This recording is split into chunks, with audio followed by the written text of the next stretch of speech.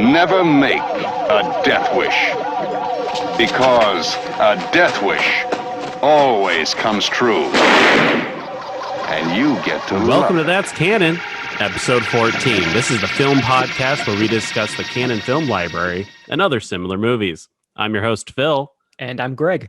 and I think this is the first time that we're going to execute the other similar movies part Order because 66. we watched Death Wish. Death Wish. Yes, our first non-canon departure to set context for what I can only imagine are hilariously over-the-top sequels to this movie. We can only hope. Now, Death Wish is a 1974 film directed by Michael Winner, who went on to direct the rest of the Death Wish franchise. Oh, By the way, he so directed. they kept him on then. Yep. Written by Wendell Mays. And this movie's actually based on a book Yeah, I titled saw that, Death Wish. I saw that in the credits. I was surprised. Yeah. I was kind of surprised too. It's kind of like one of those things where someone goes, "Did you know that Die Hard is loosely based off of a book?" And you kind of go, "What?" Interesting. If this were more modern, I'd say it was done as like a scam because movies based on books probably do better at the box office, but I don't think that was a thing in the 70s. So someone actually wrote a book, I assume maybe called Death Wish or something else, but about some vigilante. You know what? I didn't read the book, but looking at the Wikipedia entry for the book and reading the plot, it follows the book and the movie follow pretty much the same plot. Oh, okay. Well, But it seems to be that the movie or the book is way less violent. that's not hard to do. This is pretty violent. This movie definitely was something. I did think, I thought that I saw this movie. Apparently I haven't, because I was watching it this morning and I was okay. like, what the hell? I thought I've seen this one before. But maybe it's because once you see one Charles Bronson movie, you kind of see them all. You've seen them all, yeah. I was actually going to ask if maybe you'd seen one of the sequels and it's kind of like blurred together in your mind. It could be one of those where it's like a USA Sunday afternoon. You know, little Phil's watching Death Wish 3. Little Phil's watching stuff way above his age group. I'm just like, wow, look at Charles Bronson kill all these people. This Mommy, is look, so he blew away the great. skies. Yeah. Well, let's go ahead. Let's get into it. Death Wish, originally released by Paramount Pictures, it opens up and we see Charles Bronson character. He's in Honolulu with his wife, and they're having a great time. Nice beach scene, really kind of scenic. They're setting up that these two are in love because obviously a tragedy has got to strike. So we have to show Charles Bronson as Paul Kersey and Hope Lang as Joanna Kersey are in love. And the best way to do it is just to show them on vacation. Right. Is this was this a honeymoon or was it just a vacation? I think this was just kind of like a vacation, maybe Okay. just like the kids grown up, we're old, let's go to the beach and bone. yeah. I noticed it right away, but just Charles Bronson, I mean, did he just always look like an old man? You know what? Because he kind of looks the same here. He looks old as shit, but he is super fit as well. Yeah, he is. He's kind of ripped.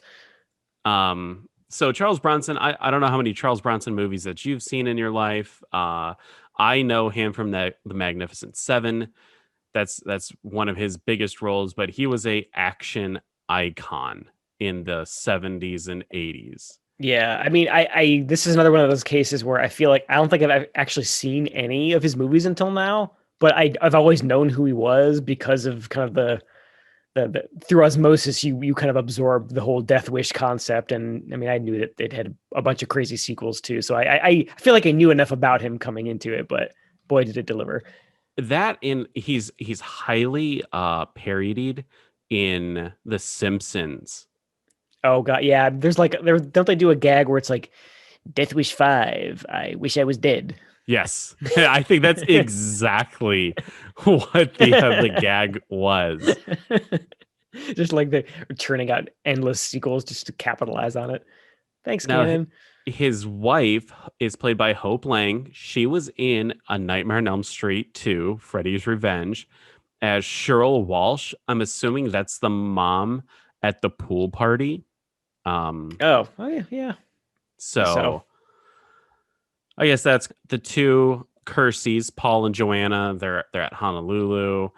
Paul Kersey, or Charles Bronson's character, has like the smallest camera I've ever seen. I guess just cameras where I'm used to like big DSLRs that are just like big hulks of metal and plastic, and it's just tiny little thing. Yeah, he's a tourist. Yeah, exactly. Gotta pack light. Yeah. Then they transition back to New York, and one of the first things that I've noticed, because I was listening to headphones while I was watching this movie, is that every scene up until a certain point, there's just like a cacophony of sound in the background. They want to make sure that you know that New York is loud, dirty, dangerous. Oh yeah, they really nail that home right away. And I think that's like that was a really good idea to start in Hawaii because everything looks very clean and peaceful and beautiful. And then like it's almost like a hard cut to like a subway station or something like that in New York. And it's like noisy and everything looks dirty and people look angry and miserable. And it's like it's winter time, so there's kind of like that kind of gross dirty snow on the side of the road. It's just they did a really good job like putting you in that headspace of New York is just a dirty place. Yeah. It definitely is. It's always weird seeing these old films with New York in it and it being dirty and dangerous. So when you see it now and it's very family friendly. Yeah, at least parts of Manhattan that we've seen recently, Becky and I mean, it's very Disneyfied. Is that's what they call it? Yeah, exactly. So then we see Paul. He goes to work. He's an architect. He's talking to one of his coworkers, Sam, who's there. It is definitely a movie that talks about class, high class, low class. And Sam is wanting to stick all the poor people in concentration camps. Yeah. Wow. That was like, I got major whiplash from that line. It was like I was back in the movie Joe instantly with that crazy line. That's exactly like something that you'd hear Joe say in that crazy, bar scene where he's ranting about everything that's wrong with America. And yeah, that was wow. And Sam comments multiple times how Paul is a bleeding heart liberal. And Paul goes, well, it's because I care about even the poor people. The poor people need a place to live. And Sam is essentially like, well, they don't need to live here. They need to go somewhere else. Yeah. There's talk about taxes. It's kind of like a boring little, this scene is just there to set up that Paul cares about everyone and everyone else only cares about themselves. Yeah, right? Yeah, exactly. That whole office scene where they're walking in, yeah, it's like they're just like rattling off, ranting about everything that's wrong with New York City and how it's like night and day the difference between I'm just gonna call him Charles Bronson because that's how I wrote down. That's fine. It's fine. There's few characters in this film. We might as well just call him Charles Bronson. Yeah, exactly. He's Chucky, Charles Bronson. So I mean, like the difference between him and his coworkers is just stark. Like, and they do a good job saying that because I mean, his coworkers are saying some pretty like really insensitive things, especially like that sticking underprivileged people in concentration camps. Yikes. Yeah. So then we cut to the grocery store. Charles Bronson's wife is shopping, and then three hoodlums are just ravaging the grocery store. Now, the awesome part is that one of them is Jeff Goldblum. Yes. I think this is his first film ever. Is Jeff Goldblum. And he's wearing this horrible Jughead hat. It has like the little crown thing. It looks really weird. Yeah. Jeff Goldblum is credited as freak number one in this movie. I mean, you can't miss him, right? I mean, even as they were kind of like, like you said, ransacking the place, and you kind of see like glimpses of his face before he kind of comes up to camera. Like you could see him a mile away. It's just like obviously Jeff Goldblum. I was not expecting that. It was really kind of a cool surprise. A very stark contrast to the roles that he generally plays. Because obviously he's credited as freak number one, so we know he's kind of a freak. Now, Charles Bronson's wife, Joanna, she's checking out of the grocery store with her daughter. Carol, I believe her name was, and the freaks look at the grocery bag because they're getting the groceries delivered, and they're Mhm. like, okay, we're just gonna randomly choose this person to razz. Right. They see her address on like the little like delivery slip, and yep, they just latch onto her and follow her home. Cut to more scenes of like them walking through New York and the freaks following them, and they eventually get to the hotel, or not the hotel, but the apartment that they live at. It Now, kind of looks like a hotel, yeah. it does kind of, right? Now, what's odd, what's something that I noticed is there was a group of nuns that are in this scene that kind of like walk through the scene Oh, like um, outside on the street? I didn't notice. outside in the street. And I just want to point that out at this point because I believe they come back later on in the film. Yeah, I think you're right. Yeah. Jeff Goldblum and the other freaks, they like break in through the Freaks. back of the apartment complex, and they go up a freight elevator, and they knock on the door and they're like, "Oh, it's your groceries." And the daughter opens the door, and ensues probably one of the most awkward, violent, sexualized break-ins, rapes that I've seen in movies in a Yeah. while. Oh yeah. I mean, this is part of what I had kind of already known about the Death Wish series before coming into this movie, having not seen any of them, but I knew that they featured horrible rape scenes rather prominently. And I mean, I guess I kind of knew what I was getting into, but I didn't realize it was going to be this kind of shocking. But also the fact, I mean, it was hard enough to watch as it is. It always is, but the fact that Jeff Goldblum is one of the rapists doing the raping, Oh yeah. that didn't make it any easier. It was so weird. You have like one of the freaks spray painting swastikas on the wall, Oh yeah, and you dude, have like Jeff Goldblum ransacking and trying to steal money. And they drop the c word a few times when they're speaking to yeah, and like the women. slapping them around, and just horribly degrading things. One of the lines that Jeff Goldblum says is, "Don't jive, mother. You know what we want." And It's yeah, the they're just smacking these women around, and then eventually it comes to the point where they realize that they're not going to get money, so they're going to rape the daughter. Yeah. So like throw her down on the couch. Like there's like one guy who's kind of like has this skinhead look. I mean, I guess the swastikas start to make sense now, but yeah, it kind of like really just throws her down on the couch and is ripping her clothes off. And yeah, I mean, and I think at this point there's no music, there's no background No, music playing, and that always makes it more striking. Like you could put some kind of dramatic, tense, orchestral music behind it, and that almost makes it easier to watch. It's way harder when it's just silent and you just hear like screaming and grunting and hits. It's hard to watch. I think the most awkward part of it is you have the one guy with the spray paint, and they pull her pants down and spray paint her ass red. Oh yeah, Just that's really right. Yeah. awkward. And like, I guess it definitely, that's the point, because it makes me feel awkward when I watch it. Yeah, it makes you feel And uncomfortable.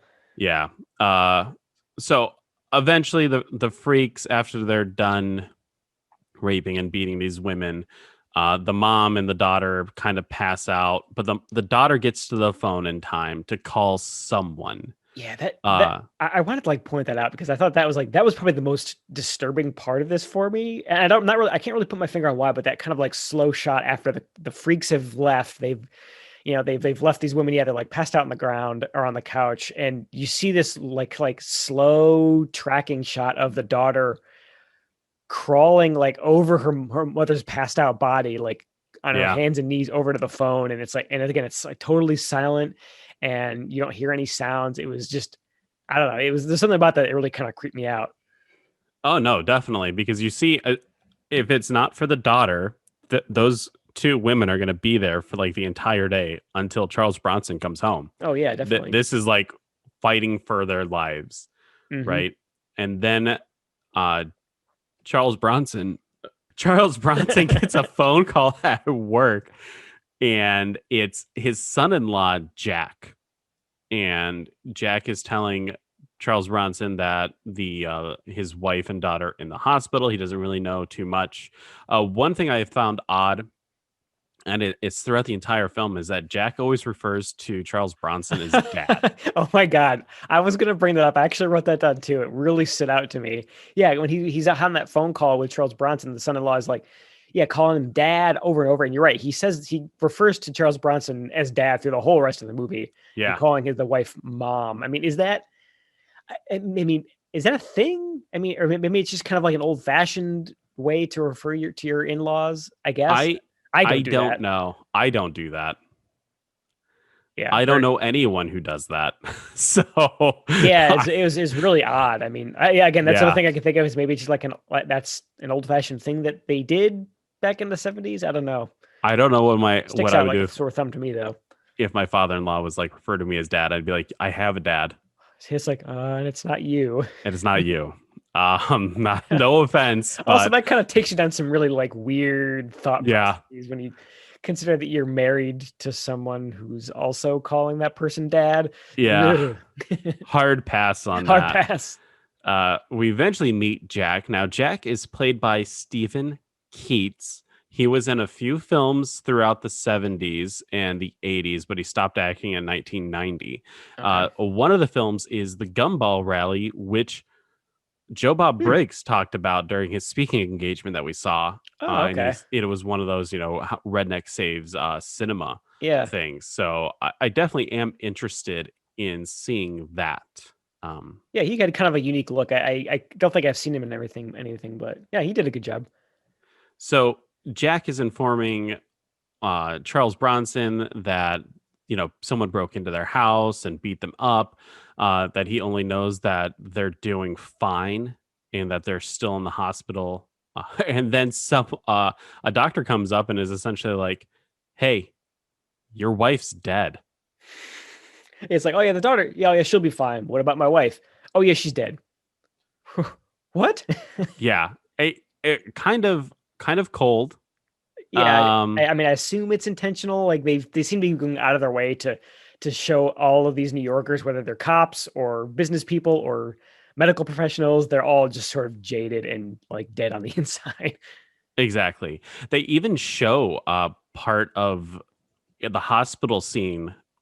Charles Bronson's character even comments that there's just a guy standing there bleeding and no one's helping him. Oh yeah, that was weird. Yeah, just like right in the middle of the waiting room, I guess. And yeah, he looked like he had been stabbed in the gut. I mean, he just standing there aimlessly. Yeah, there's definitely points when they're showing the character of New York, and it's just that no one cares. Yeah. Now we cut to a funeral scene. It's beautifully shot. It's in winter time. I love scenes that deal with snow because it makes things look clean and nice. And we see Charles Bronson's character with his daughter who's Yeah. looking zonked out of her head, and Jack, and they're kind of just watching the casket get lowered and the Reverend say a few words. And we realize that Carol, Charles Bronson's daughter, is essentially being sedated in order to get through life right now. Oh, She yeah. is She's emotionally way out of her unstable. gourd. Yeah, and she's like you said, she's just staring into space through the whole like funeral scene, and you can tell that what we saw happen to her and her mom it took a toll mentally. Exactly. I couldn't imagine what that would do to someone.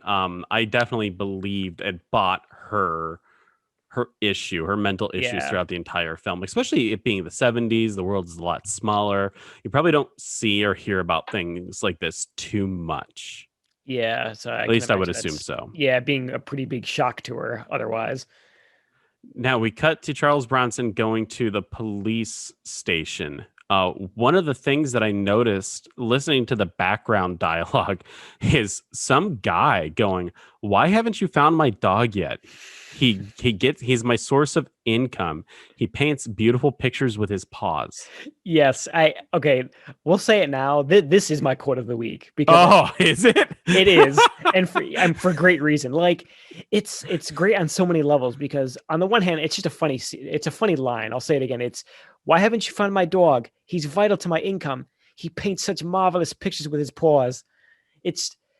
It's so delightfully weird on the surface. It was like kind of a funny, goofy line, but also like it just adds to that sort of tapestry that they're weaving of New York just being a weird kind of crazy grungy place. And I think that's something that you don't really get as much anymore when you visit at least Manhattan as a tourist. Like a lot of the weirdness doesn't seem to be there anymore. I mean, I'm not some expert on the history of New York City culture, but from what I've seen and read about it in the 70s, 80s, 90s, it's cleaned up quite a bit, as we said earlier. And I just thought that was a really great example of like a classic like New York City weirdo sitting in a police station wondering about the cops finding his dog. Like, dude, that's never gonna happen.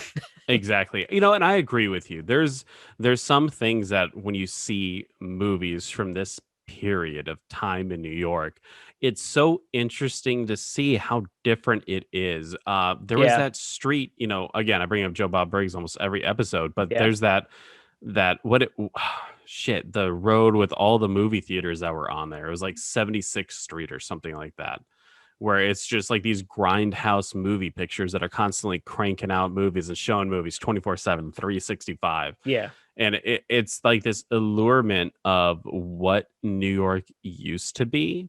You know that it was dirty, you know that it was dangerous, but there was also so much more characteristic. There was so much more to New York. Yeah, like you said, it had character. And it was almost a character Nowadays, in itself, especially in this movie.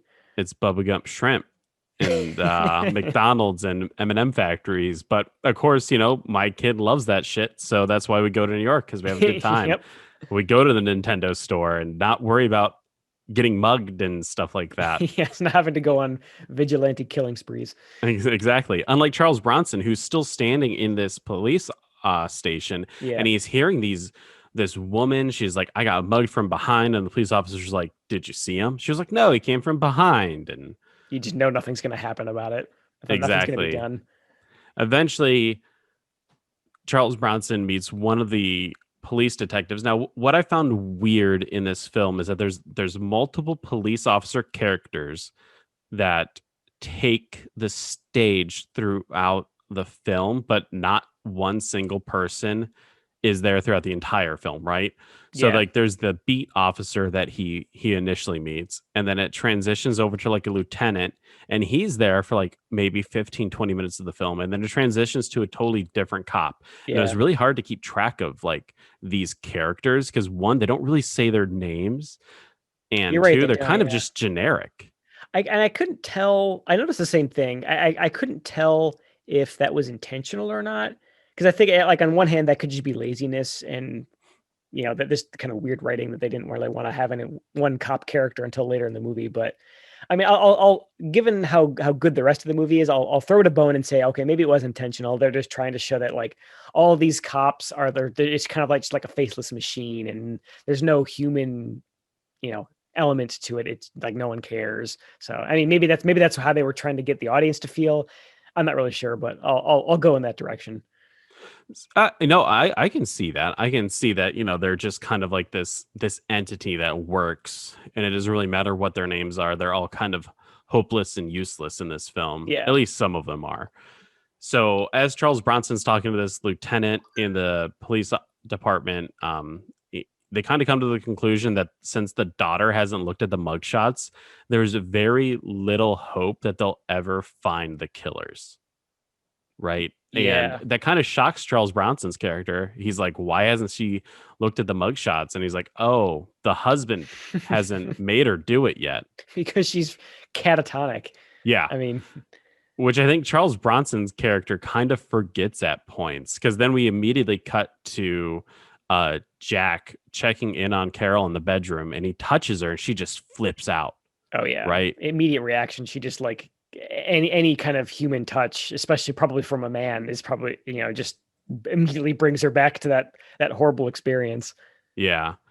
And then we cut back to Charles Bronson's character. He's watching some hoodlums vandalize some stuff. And this is kind of initiates that vigilante justice in him, because he goes to the bank and he gets $20 worth of quarters and he puts them in a sock and he starts hitting things in his office. And he's like, you could hear his inner monologue, essentially like, yeah, that'll fuck someone up. Yeah. I mean, I can imagine it would. I mean, that's a lot of metal there. So yeah, I definitely could see that hurting someone drastically. Oh yeah. Now, Charles Bronson's boss is essentially like, "Hey, you need to get out of New York. Why don't you go do some architecture stuff over in Tucson?" I think he's like a site surveyor, and he draws up the plans and the drafts for places that they're going to do architecture at or build buildings at, Yeah, I couldn't right? really get. I knew he was like an architect. It only later in the movie when he actually takes this trip that I really realized what he actually did for a living. Right? Architecture is kind of like one of those things where there's so many different things in it. I don't know what you would call Charles Bronson's Yeah, character I guess other than architect, I guess we'll stick with that. It's easy. other than Mr. Architect. Mr. Architect. Charles Bronson's a little apprehensive of taking the new job because he knows that his daughter Carol is kind of messed up right now, and then that's when he goes back to Carol and tries to talk to her. Obviously, she's catatonic. Jack is saying that she's under sedation like 24/7, and that's just essentially how she's going to live.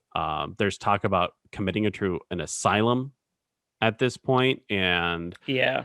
there's Charles Bronson's character brings up, is this a one-way trip? Which is terrifying to think that at Yeah. one point you could commit someone and then the doctors be like, you're never going to get this person back. Yeah, they're institutionalized for the rest of their life, and I think the fact that the son-in-law didn't really seem to have a good answer for it, as I recall, you could tell that they both knew that it probably would be the case, which is sad. So Charles Bronson, he's a little depressed and he's walking through the streets of New York, and he eventually someone attempts to mug him. And then he whips that sock full of quarters at his would-be mugger right in his face. And the guy, he just takes it on the chin, falls down, and then just runs away. Just runs off, yeah. The mugger looked so stereotypical 70s, though. He had like a floppy sun hat thing. Yeah, like one of those big floppy hats and big handlebar mustache and big lapel shirt. Really comical to see him get hit with those quarters. And then Charles Bronson goes home and he starts pounding down some liquor to soothe his nerves. But you can also tell that he got a fucking rush out of doing that too, because he immediately takes that sock pack out and he starts beating stuff around his apartment. Oh, and yeah. he's like smiling and loving It's it. like at first, because you see him like he's like coming down from the adrenaline. He's like shaking and like kind of like downing a whole bunch of whiskey or something. But then he almost like turns into a little kid, like the way he's like swinging his little sock weapon around and hitting the chair and the houseplant, and it's kind of like a childlike glee on his face. It's probably the most emoting that we see Charles Bronson do in this entire movie. Oh, exactly. He's very stoic, very stoned throughout this entire film. And you know what? Comparing him to a child is perfect, because when my kid has his toy swords out, that's exactly how he looks. Right? You can see him defeating the bad guys around him in his imagination. Yep. The only thing that would have made this scene better is if Charles Bronson hit himself in the head and knocked himself out. Wake up later. Oh shit! I should get a gun instead. He was so close at times, swinging it right above his head, because he doesn't extend his arm all the way over his head. He's just doing these micro swings. It's like it's like the most awkward looking thing ever. I don't know if it was intentional or not, but he like totally sold it as being this, kind of like New York yuppie character who doesn't know how to deal with weapons, and he's swinging around like an idiot. And then when he hits an armchair with it, and the sock explodes, and all the quarters come flying out. Yes, that had to have been unintentional, but they kept it in because it was such like it did such a good job of showing just how childlike this whole thing is. Exactly, it was beautiful. It showed how like real it was, because that's exactly what would have happened. If not even when he socked that guy in the chin, it should have exploded right then. Yeah. So then we see Charles Bronson. He's on the plane. He's going to Tucson, and we meet Ames Janeshill, who's played by Stuart Margolin. He is Dr. They from an X-Files episode. I'm ashamed I didn't catch an X-Files actor. Oh man. Yep. He's had a very long career. He was also in Future World, which is an awesome movie. It's the sequel to Westworld, the 70s film. Either Hmm. they have the HBO show now. But yeah, he has a pretty long career.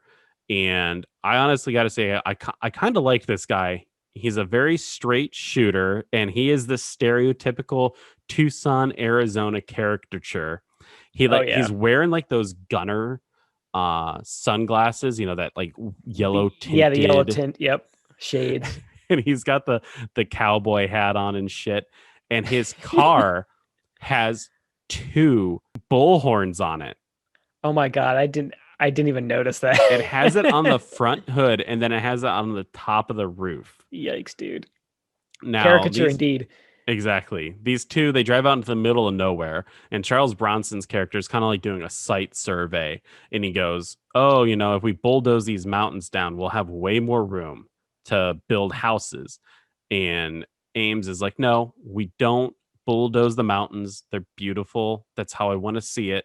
I want people to breathe out here. I want people to have a backyard. I want people to essentially have the exact opposite of what you've got in New York." Yeah, I get where you're coming from when you say you like this character. This weird cowboy land developer is surprisingly insightful. Yeah. And yeah, it's kind of like a nice contrast to what Charles Bronson's coming in with, just packing as many people into this development as like sardines, as packing them in as much as you can. And this guy kind of telling me, "No, I mean, you got to let them breathe and relax, and people will be happier when they've got space to breathe." And I mean, it's like they're just like piling on the criticism of urban culture. Exactly. And then they have like the most awkward, out of place scene, at least in my opinion, in the film, in which we spend like 5 minutes watching fake cowboys do an act in the middle of this old Western town because they're going to go get a beer, and that's where the bar is at. And they're kind of just watching these people act inside of the movie. Yeah, it felt. I mean, it later in the movie they reference it a couple times, so it kind of came full circle, and I was okay with it. But at the time, it was just felt like a distraction, to like an excuse to have Charles Bronson watch people shoot each other. I guess that's what they were trying to get across: is he's Charles Bronson's relearning violence from a cheesy tourist Wild West show. Yeah. It'd be different if like they intercut it with maybe Charles Bronson's experiences with violence, or if he had some emotional response to it, but he's so wooden. Yeah, exactly. I mean, yeah, like having like a flashback or something would have been kind of a neat touch. Yeah. But yeah, at the very least, like you said, just Charles Bronson, just like show it. Maybe this is painful for you to watch, or maybe it's like exciting for you because you remember about hitting that guy with your sack full of quarters. Like, show me something that makes me think that you're a living person, Charles Bronson. Don't just stand there with like scowling at this guy. Yeah. And then there's more dialogue about them building houses. We see a montage of them doing like a site survey. Yeah, that was a weird montage. Exactly. And then it culminates into Ames inviting Charles Bronson out to a gun club. Now, I thought the scene was kind of cool. I like the look of this gun club place. It has, the wood paneling. It has cowboy posters all over the place. You know what it reminded me? I mean, I know I mentioned Joe earlier on. It reminded me of Joe's basement. Yes. Do you remember when 100%. Right? And he like brought that guy down. He's like, "Hey, come check out my gun collection." And he's got that kind of like wooden cabinet with the glass front. And like, that's exactly the same thing that they had in this gun club. They pull a bunch of pistols out of this kind of ornate looking cabinet. I mean, it looks like someone's living room or a basement or a rec room or something, but no, it's a gun club. Yeah. It's very neat. Now, Charles Bronson kind of gives a little insight into his past here. And he talks about how he's a conscientious objector in a medical unit during the Korean War. Right. And Ames immediately goes like, "Oh, you're like one of those kinds of people," which to me, like, he still served in the Korean War. He just didn't kill people. Like, that's still very honorable. At least he did his job. He didn't like draft dodge. He still went out and did something. Yeah, exactly. Like you said, he didn't draft dodge. He went out and, I mean, I feel like ragging on a medical someone who is in like doing triage during a war is like that's nothing to sneeze at. Like that you see some horrible shit doing that job, and I think that's like you'd be hard pressed to find a more honorable way to serve in wartime than that. Exactly. To serve in wartime while still choosing not to kill someone, Yeah, saving lives. Now, the Ames character, he grabs a couple guns, and one of them is a percussion pistol, which is a single load gun. Essentially, like, you put like your gunpowder and then you put the bullet in there. So you only get like one shot with it. And Charles Bronson aims and he gets a bullseye immediately. like dead center. And that's where we get a little more insight into his character, in which he tells Ames how his dad loved guns, his mom hated guns, and that Yeah. his dad was killed on a hunting accident. And that's when his mom was like, no more guns. And then he shoots the hog-leg Colt that was used by Candy Dan in the 1890s. Yeah, I thought that historical reference was kind of cool. I mean, I have no idea if that's an actual cowboy, but I just thought that was a great name, Candy Dan. Did not find anyone named Candy Dan. Oh, you looked? Oh, dang. I did. The only references I could find was back to this movie. Candy Dan. But it has like notches on the hilt of it for all the kills that Candy Dan's has got. Yeah. So it was a neat little history into Charles Bronson's character, which kind of it gives more credence to how he can shoot people so well later on in the film. If they didn't have this scene, it would kind of be like, how the hell does this New York guy shoot so well? Well, it's because his father loved guns. And yeah, it was it didn't feel like a cop out. It was a little cheesy. Like, of course he has a background in guns and he's like an instant expert, but I mean, it's like, you can sort of give it a pass. It's sort of not really an action movie, but like you sort of needed to have that scene for the reasons you just said. Like, otherwise you'd see him pick up a gun later, and nailing people from across the subway station is not going to be realistic for someone who's never held a gun before. Exactly. Now we cut that back to the next day, and Charles Bronson's like, "Hey, here's the plans for your house development." And Ames is pretty much like, "Okay, this looks great. We still got the mountains and everything." And then so he drives him back to the airport, and Ames is like, "Hey, are you checking this luggage?" And Charles Bronson should immediately be like, "What are you about to do?" Ames puts 2 presents in this suitcase. You know exactly what it is. Yeah. Oh yeah. Yeah. He's putting guns or a gun in his suitcase right now. Holy crap. If this was post 9/11, his ass would be grass. I was just going to say, like, there's nothing quite like watching movies from pre 9/11 and watching anything related to air travel, because it's like watching something about the Middle Ages. Like, there's no way in hell that a reasonably sane person would try to sneak a gun into someone's luggage before they're going to get on a plane and not have them know it ahead of time. Like, exactly. His ass would have been grass. Yeah. So Charles Bronson character comes back to New York and he meets Jack, and Jack is like, "Hey, Carol's back in the hospital." And this upsets Charles Bronson because he was never told while he was on his business trip. Jack kind of like lists off a few of her issues. She's like schizophrenic and catatonic and all these other things. Right. Catatonic and schizophrenic don't really like mix with me, because catatonic means you're not there and schizophrenic means you're hearing stuff, right? You're too there.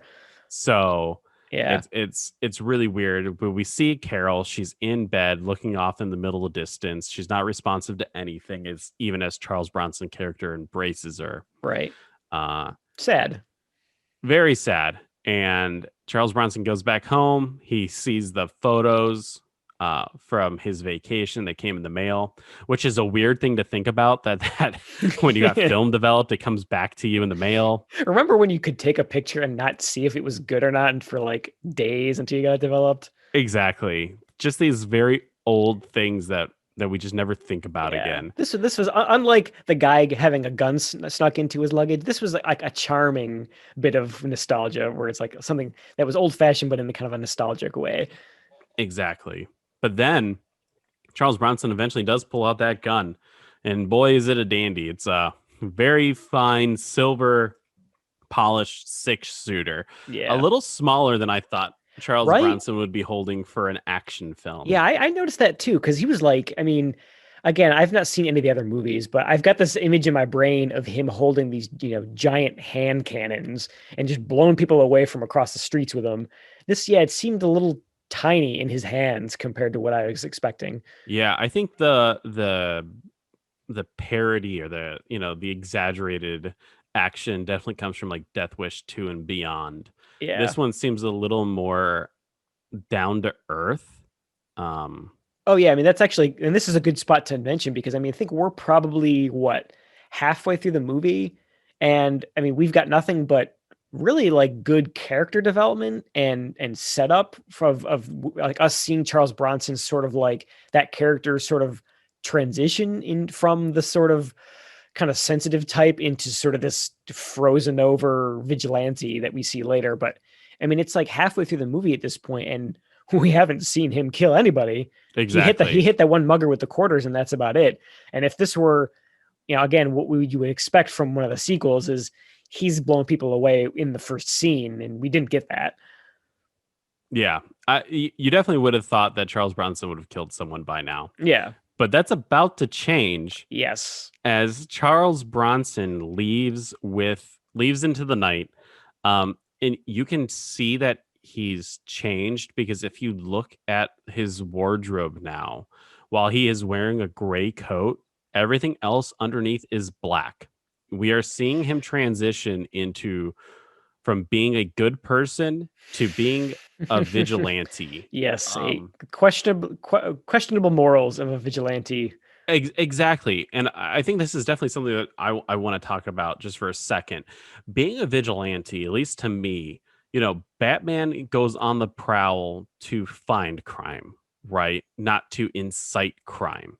Charles Bronson's character, a lot of the movie, he's going out and inciting it or antagonizing the crime to happen. Yeah, he's going out of his way to put himself in a dangerous position to allow crime to happen, and then he stops it. Yeah, exactly. I mean, and I feel like that's exactly what it seemed like he was doing in this scene you just mentioned, where he kind of like he walks out, he unwraps the gun that he just got as a gift, and he goes down to this like a waterfront sidewalk, and it doesn't say so. It almost, but you get the feeling that he's looking for trouble at that point. Oh, definitely.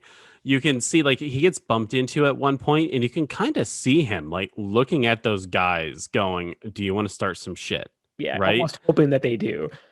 Eventually, he does notice that he's being stalked by someone, and he locks eyes with him, almost initiating that, right. Like bring it on type mentality. He's eventually confronted, and the guy pulls a gun on him, and Charles Bronson immediately just blows him away. Yeah. Shoots him in the gut. Yes.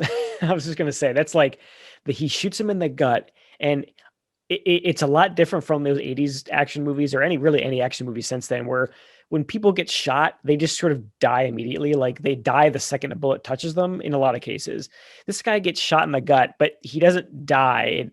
You see him fall on the ground and he's starting to like writhe in pain, and you can see blood come out of his mouth, and he's like, he's screaming and like gurgling. And it's just really what I assume is more realistic.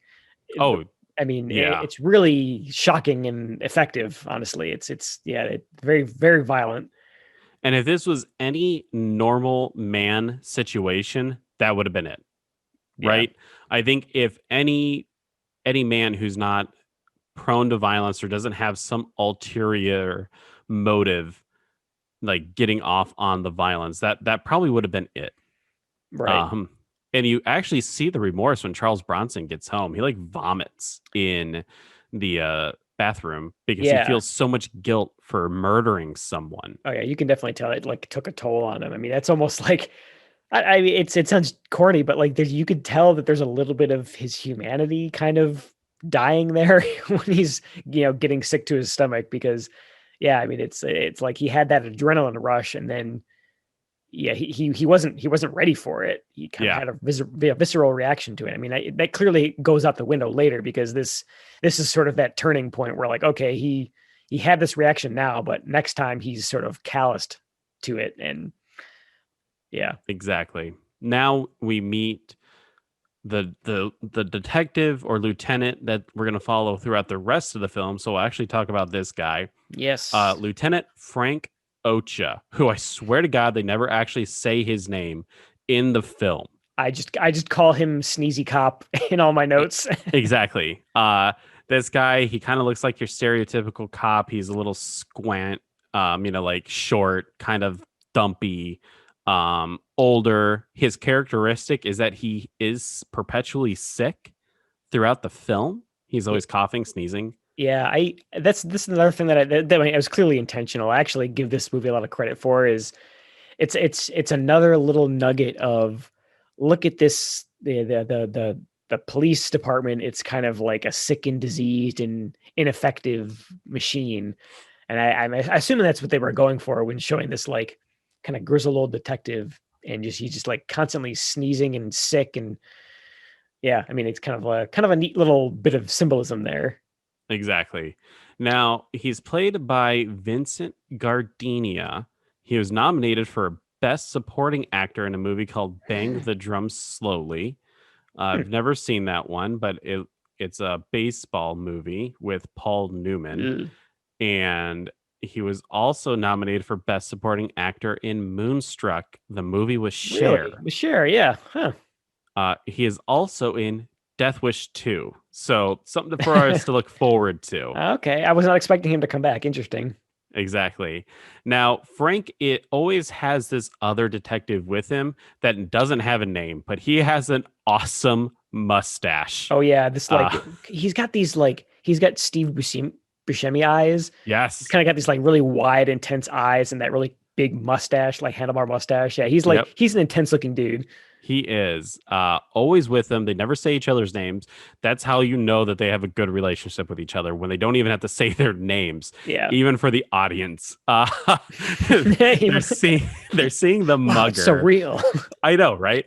I hate it when they do that. It's so easy to just like a couple times throughout the film to be like, hey, Frank. Hey, Jack. Yeah, like give us a reminder or introduce him to a different cop at some point. Yeah. Do something. Like, hey, this is the new guy in the force. You know, his name is like Bobby. Like, hey, I'm Lieutenant Frank. I've been on the force for 20 years. Lieutenant Frank Drebin, Police Squad. Police Squad, exactly. This movie takes a hard turn into comedy. Lieutenant Frank Ocha actually seems to be a pretty decent cop, because while every other cop is like, hey, we think this guy got mugged, he was like, he wasn't mugged because he still has money on him. Someone killed this guy as like, kind of like a self-defense, or maybe it was like a turf war type of thing, but it wasn't a mugging. So what was really odd though is that murder makes front page news. Okay, Ex-con killed, motive unknown. That was really jarring for me, because they've established up to this point how all these, such and such number of murders goes on in New York every day, and they're all just kind of like faceless, nameless victims that no one hears about. And yet a shooting victim who's like an ex-con, and like that somehow made front page news. It didn't track with what we've been led to believe about the city so far. Didn't jive at all. No.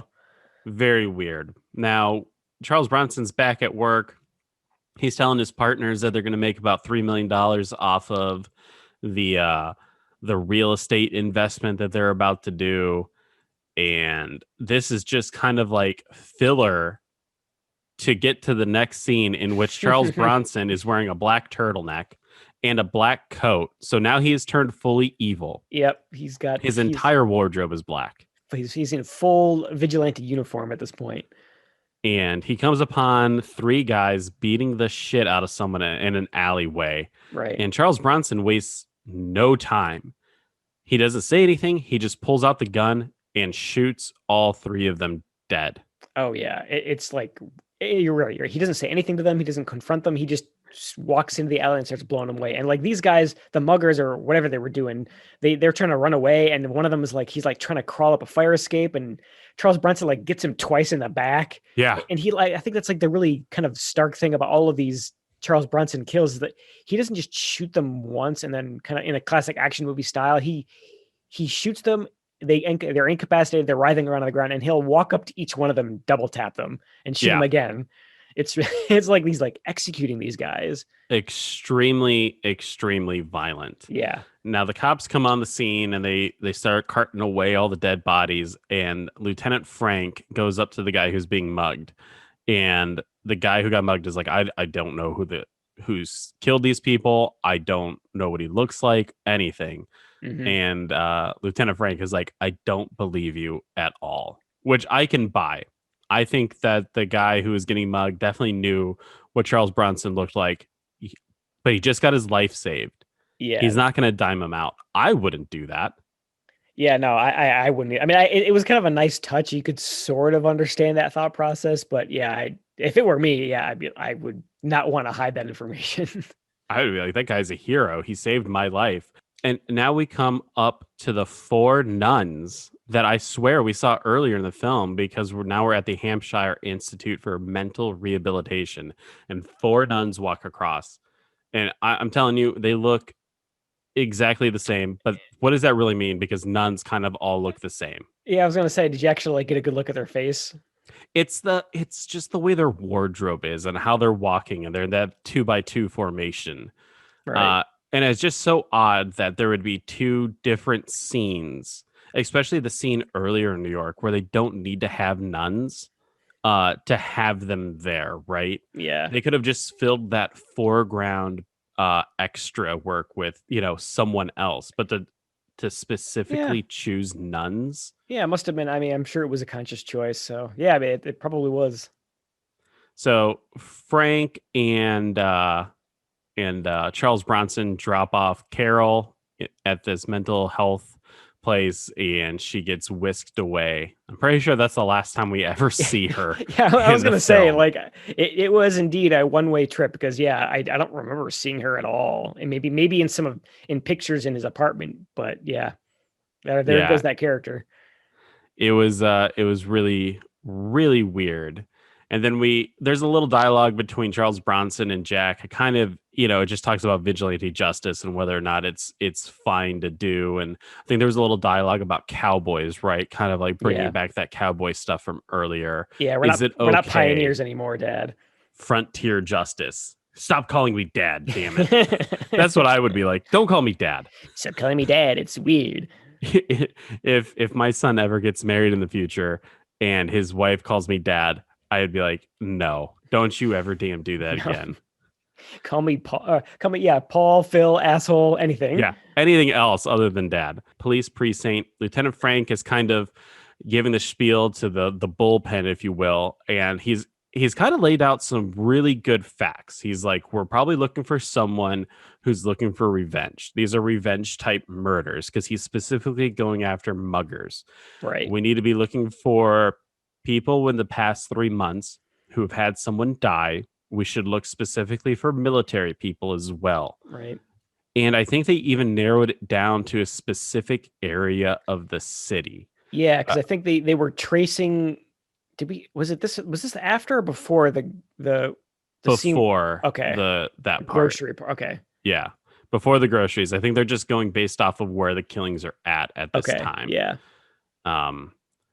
And then we cut to the subway car, and we have someone who looks like Frank Zappa and someone who looks like a shitty John Travolta razzing people. And they come upon Charles Bronson's character. Again, no dialogue. It's just a lot of eye movement in like looking at each other's eyes and engaging each other. Yeah, kind of sizing each other up. And I mean, again, this is one of those cases where, Charles Bronson, he's kind of goading these guys in the looks that he's giving them. Something's about to go down. The John Travolta guy comes up and stabs his newspaper and cuts it open. And Charles Bronson immediately just shoots him right in the gut. Yeah, barely gets a word in edgewise.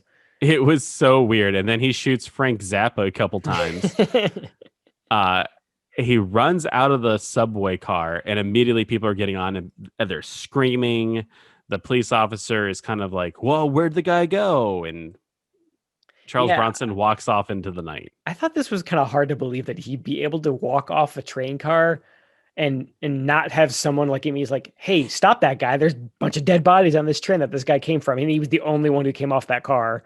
Exactly. How he got away, I don't know, but I don't know. Movie magic. Movie magic. Cut to the police commissioner and Lieutenant Frank giving a press conference. They're like, hey, we know there's a vigilante. He's using this kind of gun. It's the same gun that's committing the crimes. And Charles Bronson is with his work buddies, and they're all watching the press conference go on. And Charles Bronson's loving it. He's smiling because he knows that they're talking about him, right?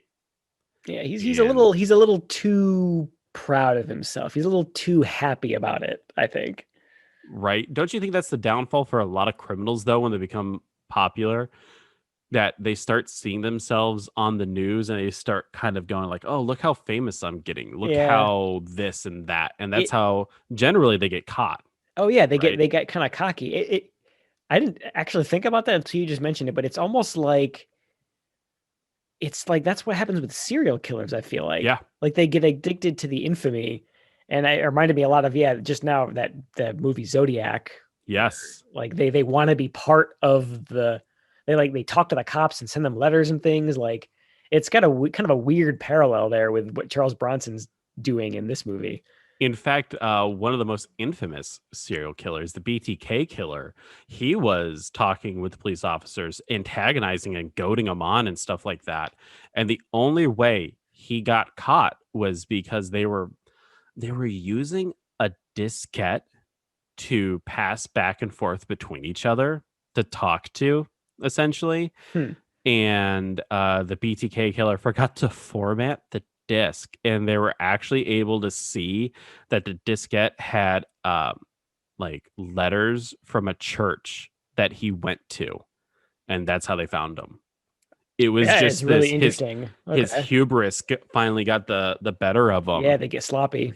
And nothing that interesting happens in this movie, though. So Lieutenant Frank goes back to the police station and he's like, oh, you want to confess to the killing? And he's like, okay, that's like the 38th time this happened today. And that's when they find the grocery bag. Lieutenant Frank is like, this is the grocery bag that the killer dropped. And it came from the D'Agostino grocery store chain. Right. And he's like, we need to figure out where these are. We need to figure out if they're close to where the killings have happened and kind of like triangulate, where we could possibly find this. Which ones are within walking distance from the people who we knew had family tragedies due to muggings, correlating those two pieces of information, trying to narrow down a list. I mean, I think they narrowed it down to what, 14 or 15 guys who were within range of those grocery stores, and they had families who had lost someone to mugging. And I mean, they kind of really narrowed down their list pretty quick that way. So Lieutenant Frank is doing a great job. Now we cut to Charles Bronson at his apartment. His son-in-law comes over. Charles Bronson's doing better. He's like painted the apartment. He's playing music really loud. I honestly thought he was about to kill his son-in-law in this scene. He's a little too excited. Did you get that? Like, because when Jack goes over there and turns down the music, Charles Bronson's like, turn it back up. And I'm like, okay, he's playing like cover sounds. So like when he finally shoots them, no one's the wiser. I actually didn't get that impression. But I can see how you would think that based on the whole setup there, where he's like this kind of like out of nowhere personality change, at least out of nowhere as far as the son-in-law is concerned. And like if I were him, I'd probably think something was up too. I would assume that he blames a lot of his mental issues of the daughter on Jack and stuff like that, and not getting her the proper care that she needed. I was like, this guy is fucking dead. That doesn't happen though.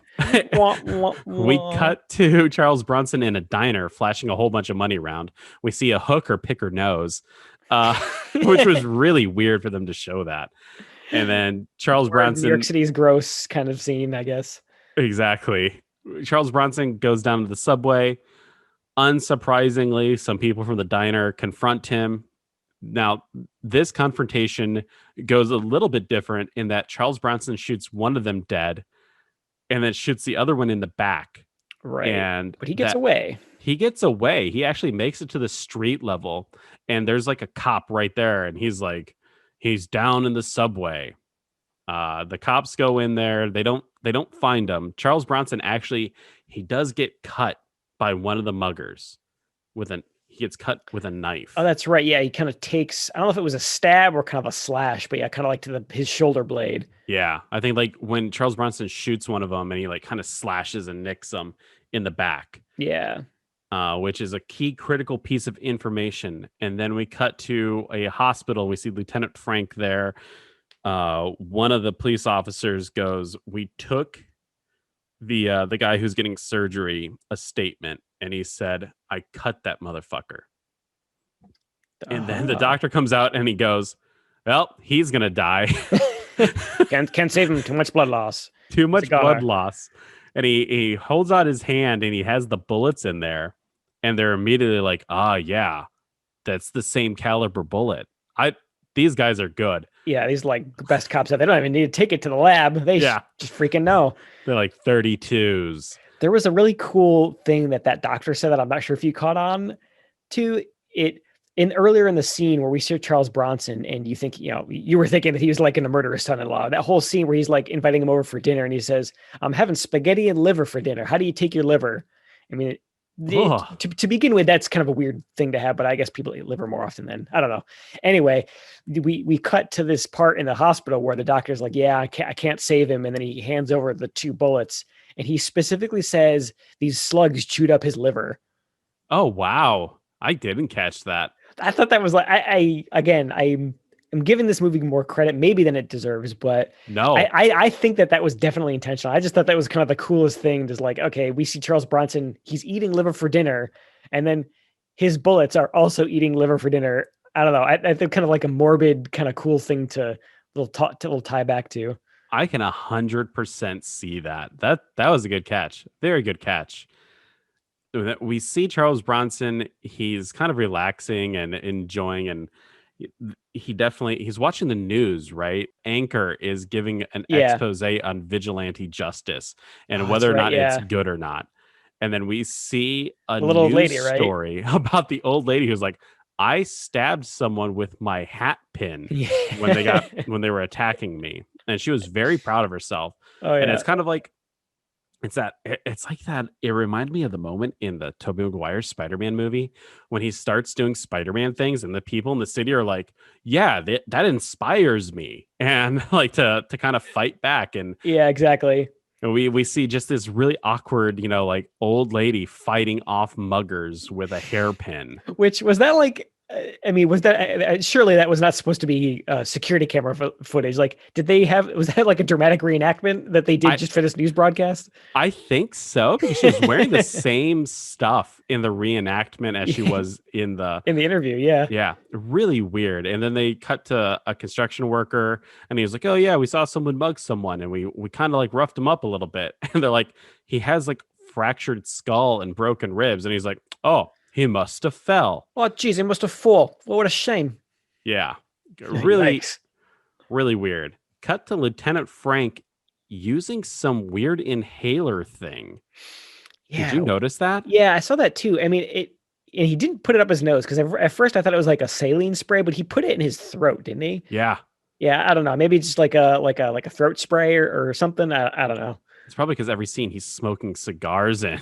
Yeah, really. We've established Sneezy Cop as like being perpetually sick with a cold or something, which, by the way, in 2020, not a good look for him to be walking around sneezing in people's faces. Sneezing and smoking in public places. Yeah. But that's the thing. Like we see him, like he's clearly really sick with a cold or a flu or something. And then we also see him with like these big cigars in his mouth. Like, dude, put the tobacco down. Yeah. Look at your health. Go to the doctor or something like that. Please. This is when they bring in the whole D'Agostino, grocery bag. They're looking, essentially, they want to look around a 2-block radius for these grocery places, because people buy groceries from local places, which is 100% true. Yeah. I don't go out of my way to buy groceries. I go to the place that's closest to me. Exactly. So good copping there. Good cop. You got to stay alive, cop. You're the only good cop in this entire department. Take care of your health. Cut to Charles Bronson at like a work party. There's more mild racism. One person goes Mild. that the vigilante person kills more black people than whites, and then a white lady's like, "Well, what do you want us to do? Have more white people commit crimes so we can increase the numbers or make the numbers look better?" Yeah, like racial equality amongst buggers. Yeah. Oh, horrible. Yeah, I mean, I'll give it a pass in this movie because it's different than that kind of casual sexism and racism and comedies where it's just like it's meant to be funny for the audience. I think in this case it gets a pass because I think we're meant to think that lady's a horrible person when she says that. Yeah, so I think she is. Yeah, for sure, 100%. We cut to Lieutenant Frake and Detective Steve Buscemi in a car, and Thank you. and they're talking about Charles Bronson's character, how he's one of the notable suspects. The only thing that doesn't fit their profile is the fact that he was a conscientious objector. Lieutenant Frake even says that most conscientious objectors wouldn't be vigilantes because that means that they're committing violence. Right? They kind of like set up a little, not a sting, but like a test. The cop from the earlier, the Flatfoot cop kind of, comes up and talks to Charles Bronson, asks about how the daughter's doing and stuff like that. Mild chit chat. And then the Steve Buscemi cop is going to tail Charles Bronson. He's the worst person to put onto that because he is very recognizable and extremely tall. Oh yeah, I was gonna say I noticed that too. He's like a really huge guy, and he sticks out like a sore thumb. Yes, he's like 6'2" or something like that. Lieutenant Frank gets into Charles Bronson's place, and he without a warrant, without anything. He's looking around. He eventually finds the bloody rags in his trash can. Right. He smells them. Greg. Yeah, I wrote that down too. It's like we just saw that scene with Charles Bronson kind of like nursing that knife wound from the earlier altercation. And yeah, he like reaches into the trash can, this cop, sick cop, by the way, again, and just like sticks his nose in this dirty bandage and like gives it a good sniff. What? I mean, what are you doing? What are you doing? I ain't no medical expert, but I'm pretty sure you're not going to get a whole lot of information from like getting a whiff of some guy's like blood. Ugh. Yeah, that was very, very odd. You would be able to tell that it's blood because it's yep, it's blood, all right. It looks like blood. It ain't raspberry jam. It's in the restroom trash can. That's like, I guess, at least in my mind, that's the place to dispose of stuff like that. Yeah, like medical waste, I guess. Yeah. I don't know what he thought it was, but maybe he was trying to figure out like, is it fresh? Like, is it not coagulated? Yeah. I don't know. Maybe. I don't know. He's looking at all of his newspapers. They're all talking about the vigilante. But what's odd is that on the cover of People magazine, is that Lieutenant Frank on there? It is. It 100% is. And he's why is he on the cover of People magazine? I don't know. This New York City vigilante has exploded in terms of press reaction because you see the earlier scene. I think they're in like a courthouse or something, or they're doing a press conference, and there's international press. You hear like a news anchor speaking in German and in French. This thing has become like a worldwide phenomenon apparently, and I guess it's enough to get Sneezy Cop on the cover of People magazine. Yeah, really, really weird. We see Lieutenant Frank. He's meeting the commissioner and the mayor, and essentially the mayor and the commissioner are like, we don't want you to arrest Charles Bronson. Yeah, we don't want to make a martyr out of him. Essentially, you need to get him to just stop. Yeah, just kind of disappear. We just want him to stop. We don't want to like take him in because it'll like public opinion will turn against us, and we don't want that. Which is kind of, I kind of see where they're coming from, and they're kind of insinuating that maybe he should kill him. But Lieutenant Frank is like, I'm just going to scare him. That's it. Yeah. And everyone's like, oh, okay. I was going to ask you that too, like what you thought about that. Like, were these, because he's like in the district attorney's office, and that's where they kind of like, just make him stop. We don't want to, want to incite more vigilantes, but we don't want to like make a martyr out of him. I couldn't tell. Were they actually insinuating that they wanted him like disappeared? Like how nefarious do you think their intentions were? I think they were 100% going, this guy needs to get killed. You need to drop him in the river. Yeah, geez. Yeah, I mean, again, it would fit with the rest of the theme of everyone in New York City is apparently a scumbag without question. So I guess it fits that theme. But yeah, I thought that was surprising that they would actually insinuate to, yeah, like yeah, like drop him in a river and just quietly make it go away. So Lieutenant Frank calls Charles Bronson in the middle of the night and he's like, "Hey, you're being watched. The cops are on to you." And he's using his little inhaler thing while he does it, right? Yeah. Which I think is like a something that is kind of called on a little bit later in the film. Hmm. Uh, and then Lieutenant Frank is like, scared him off. Ha ha. Got it. And Nailed it.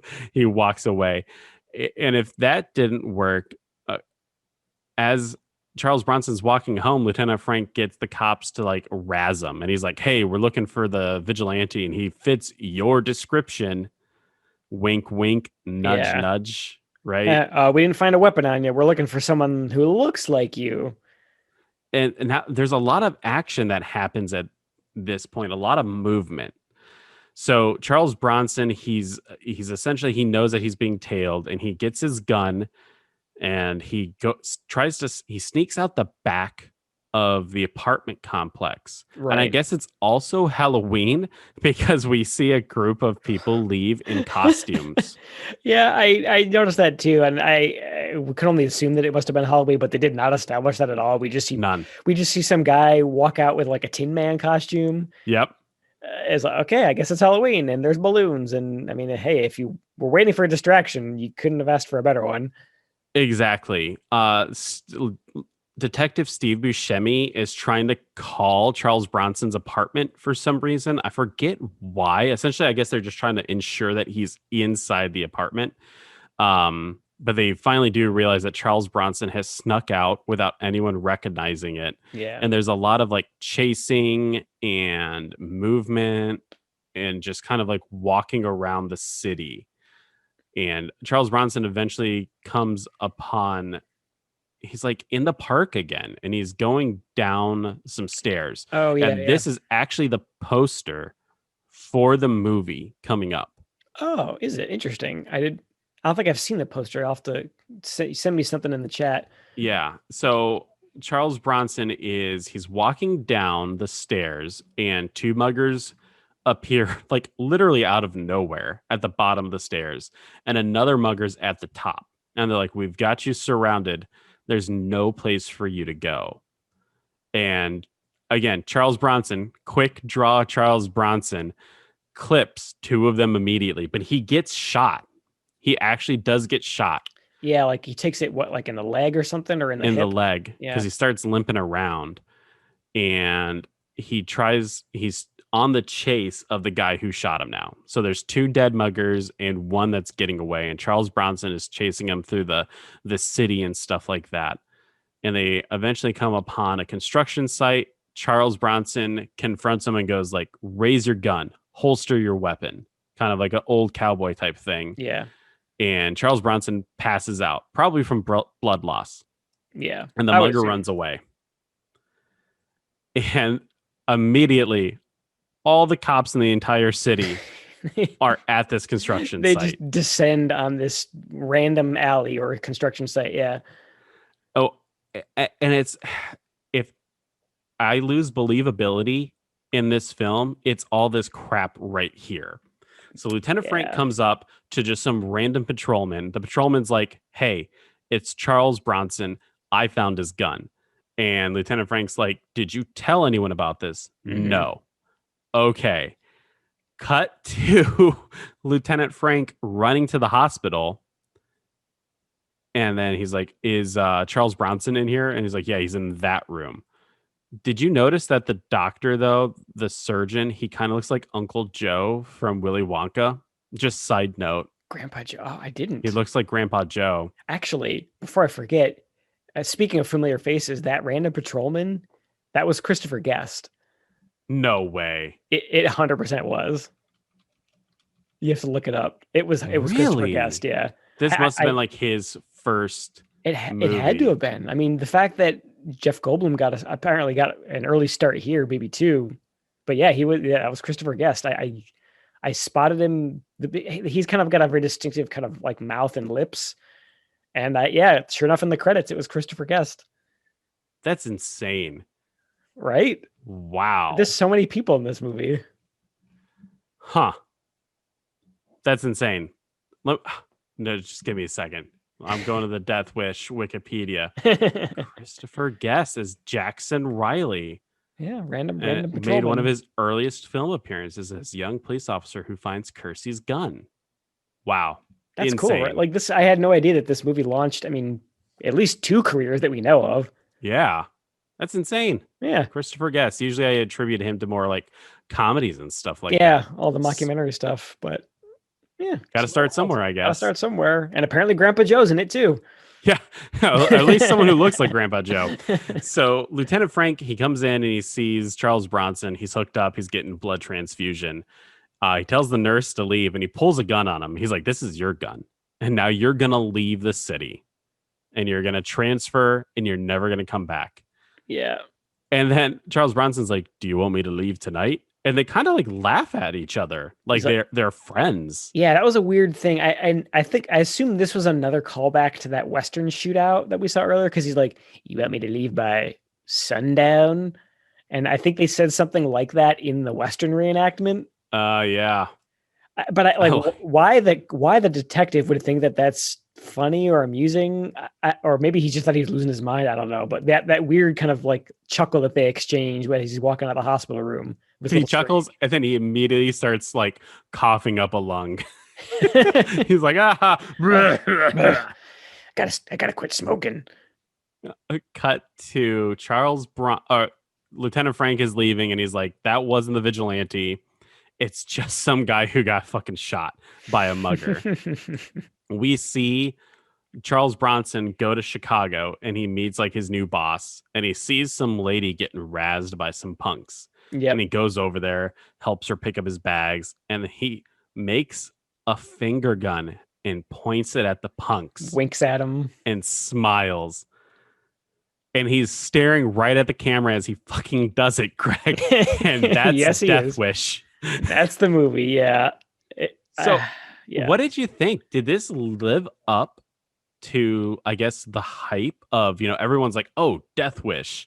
It's one of the best action films. This is barely an action film. Yeah, no, I mean, it was kind of a roller coaster for me because I went into it expecting what I think I would have gotten with the sequels.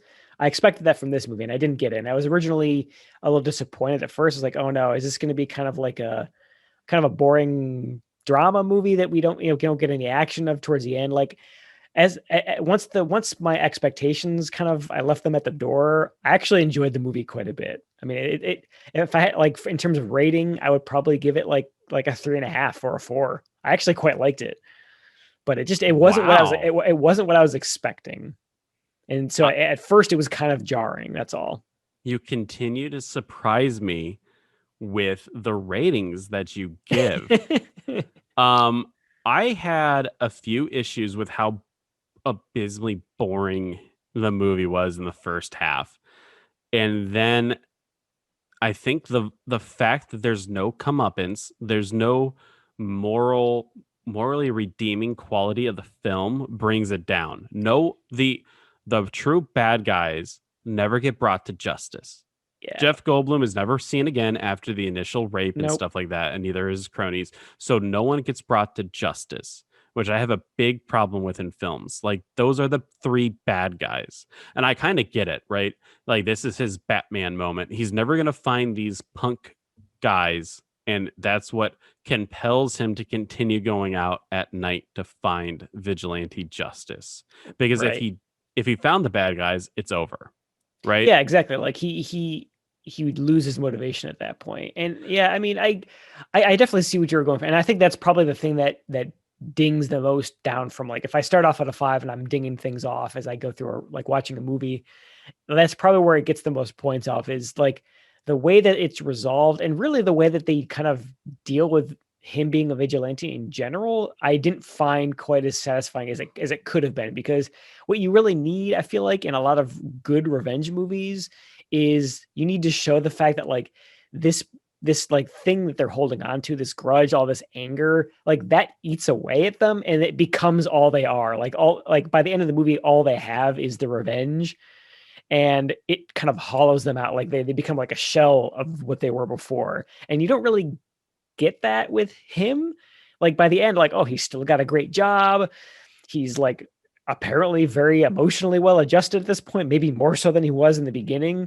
Like I feel like that's the wrong direction you should have gone with a character who's getting revenge for something horrible that happened to his family. I don't know. Exactly. Yeah, it was, and it was really only up until the very end that I started to feel that way, because throughout you still sort of you get those scenes of him, kind of getting sick to his stomach when he's, lashing out at these muggers. I think like they needed to kind of lean more in that direction. And by the end of it, he should have found those three guys and either dispense justice on them and then realize that like, shit, what do I have left?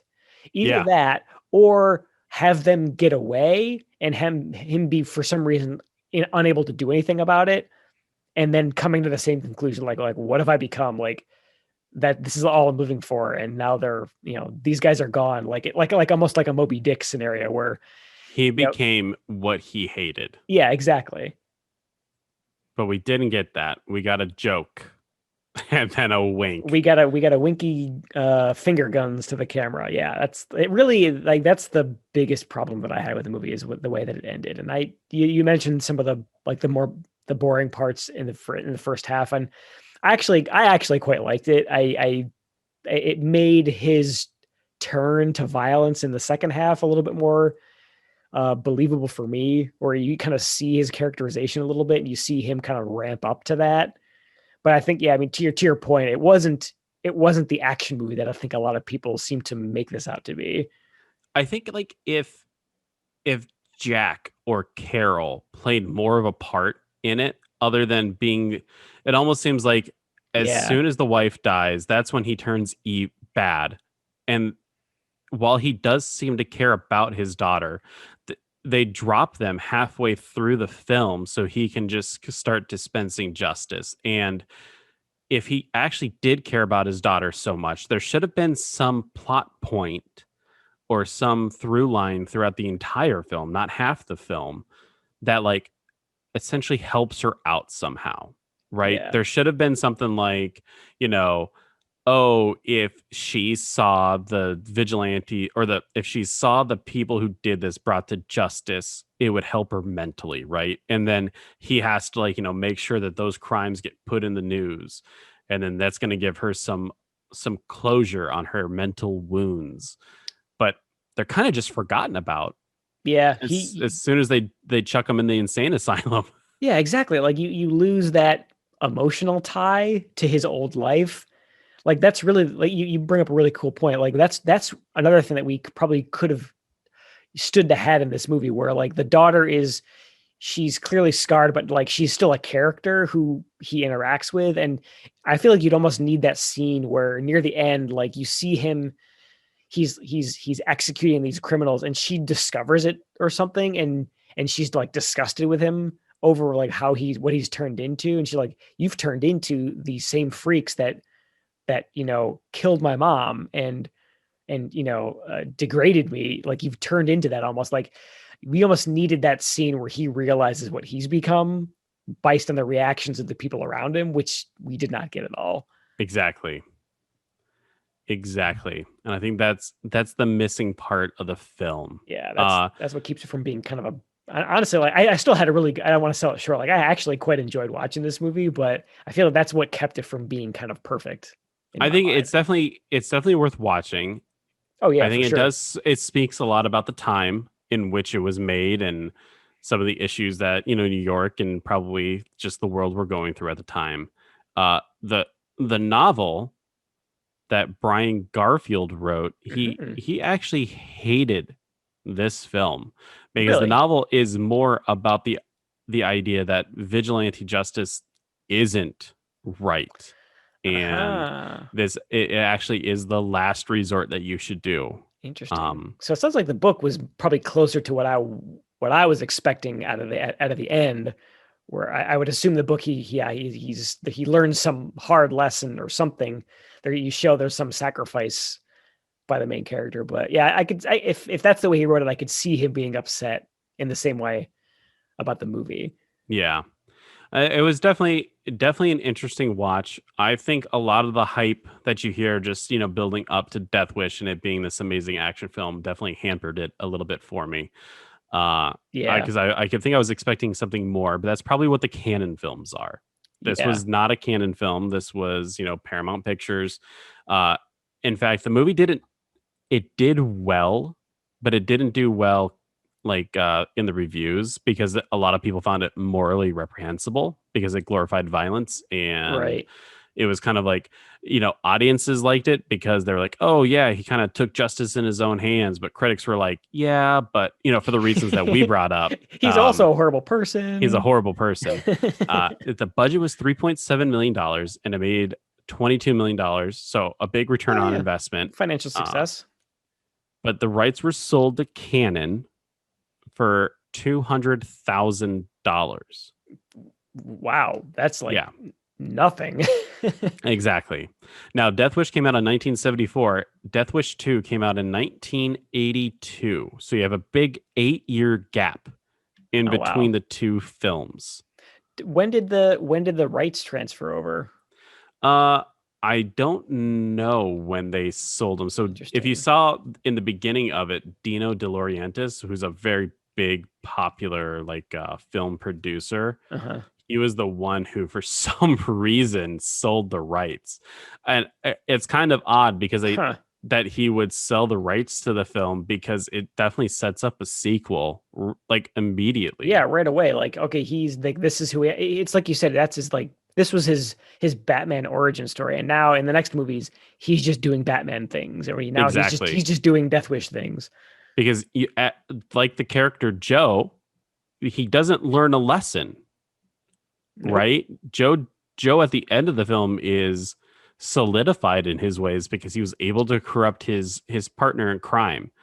Charles Bronson's character is solidified in his ways because the cops were like, just go ahead and just leave. We don't want anything. Just go away. No real life altering repercussions. So basically kind of a tacit, go ahead, keep doing it.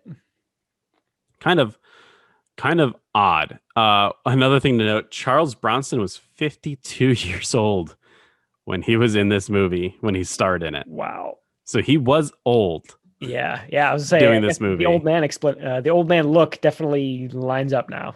Yeah. In total, the entire film, 11 people were killed. So not a high body count, but I think because a lot of the muggers show up in pairs, right? Wait a second. The way you phrased that, I thought you were talking about people who actually died in the making of the movie. 11 people died making this. Oh my God. Incredibly average movie. No, there was 11 people killed.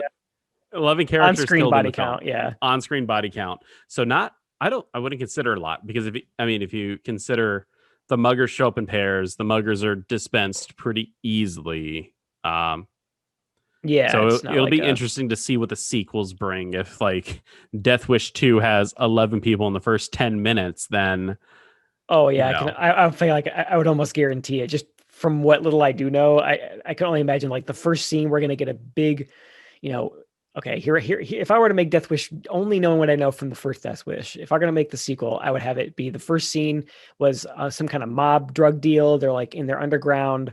They're in a basement poker game, and they're talking about all these horrible crimes they're planning to commit. And then you have Charles Bronson kick the door down and just start blowing these guys away in the first scene. And there's probably 11 people in that room. So I think I would almost guarantee that if we get something like that in the sequels, I think you're right. We'll exceed the body count from Death Wish 1 in the first scene. Make a wish. A Death Wish.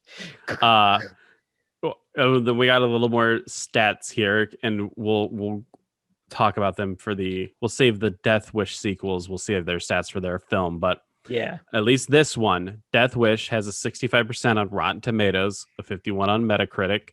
I think we already said the budget, $3.7 million, made $20 million. There are 5 movies in total in this series, not Wow. counting the Bruce Willis remake.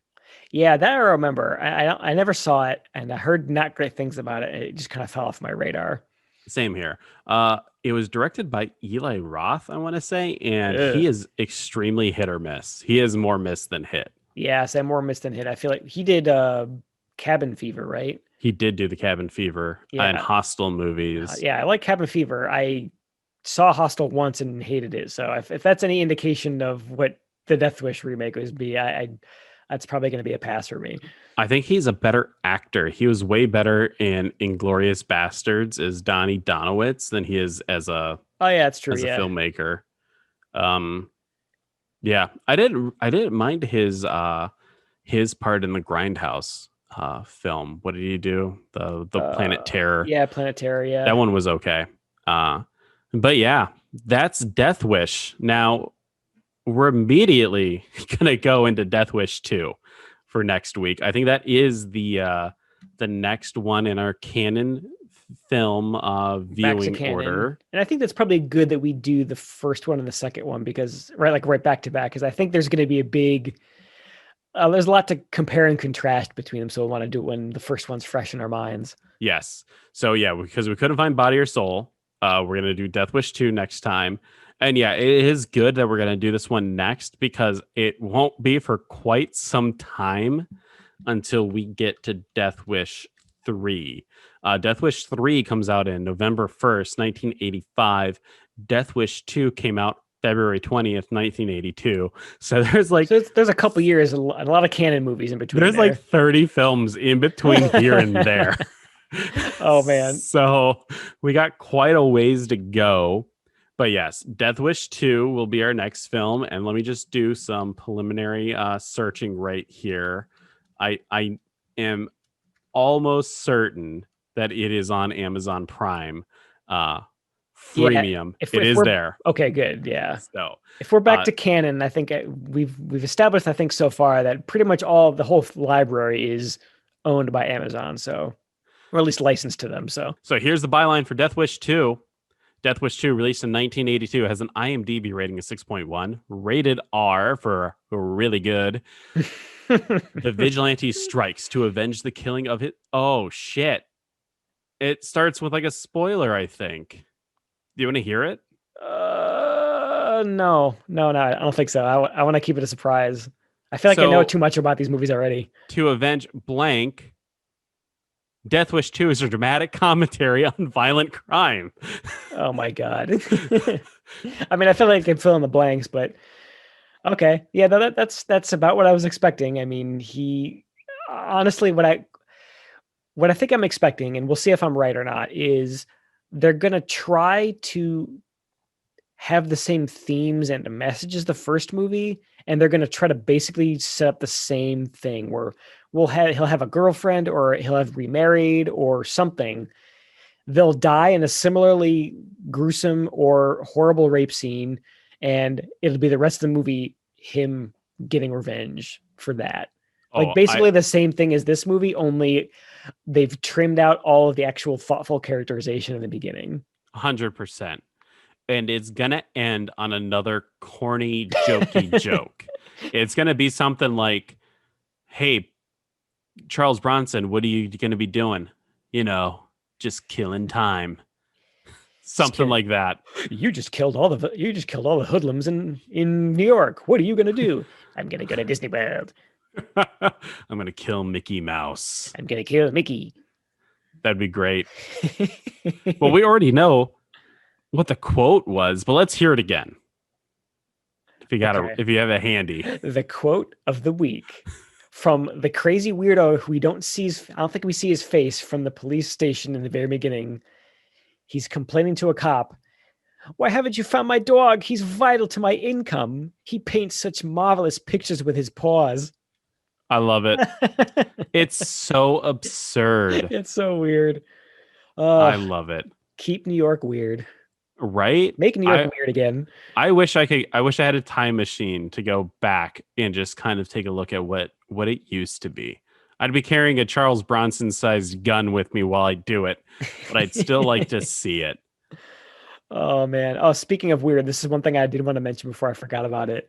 Did you notice in the beginning during the credits who wrote and composed the music for this movie? No. Herbie Hancock. Herbie Hancock? I shit you not. That's Herbie a real Hancock. person? Yeah. And That's a joke in Tommy Boy. and the music that Charles Bronson's playing in his apartment when you thought he was going to murder his son-in-law, it sounds like that kind of music. So, and like it all kind of came full circle. But yeah, it said hang on a second, I've got it noted here. It says music composed, orchestrated, and performed by Herbie Hancock. Herbie Hancock has 136 credits to his name. Yeah.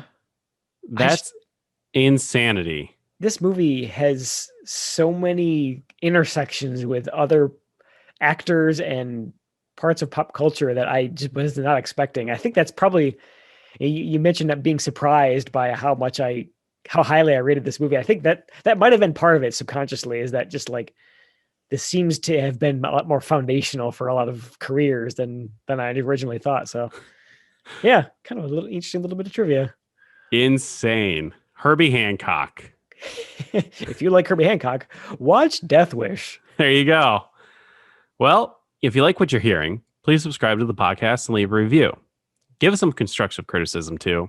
How can we make this podcast more enjoyable to you? You can follow us on Twitter at That's Canon, and you can also email us at thatscanon, CANNON, @gmail.com. And remember, since we said it, that's canon. When murder and rape are the crimes, Bronson is the only punishment. Charles Bronson, Death Wish 2. There's something else you should know, sir. Paul Kersey now lives in Los Angeles.